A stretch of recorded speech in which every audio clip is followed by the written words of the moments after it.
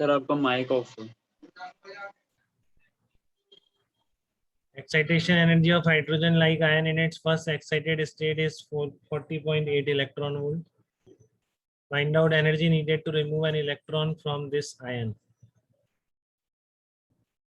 Excitation energy first excited state का मतलब है 2 और 1 का डिफरेंस दे रखा है आपको 40.8, ठीक है।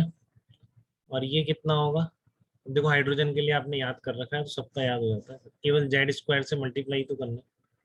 हाइड्रोजन के लिए पता है कि नहीं आपको 10.2 होता है, तो किसी और जेड के लिए कितना हो जाएगा, जेड स्क्वायर 10.2, ठीक है। तो जेड की वैल्यू आ गई सबसे पहले, और जेड है तो फिर आपको जेड आ गया, तो आपको आयनाइजेशन पोटेंशियल बताइए 13.6 इंटू जेड स्क्वायर, तो कितना आ जाएगा 54.4 इलेक्ट्रॉन वोल्ट निकल के, ठीक है। तो एक्साइटेशन स्टेट का मीनिंग, आयनाइजेशन पोटेंशियल का, टोटल एनर्जी कुछ याद होनी चाहिए जो बताई गई आपको, उसके अलावा दिक्कत नहीं आती है इस पर।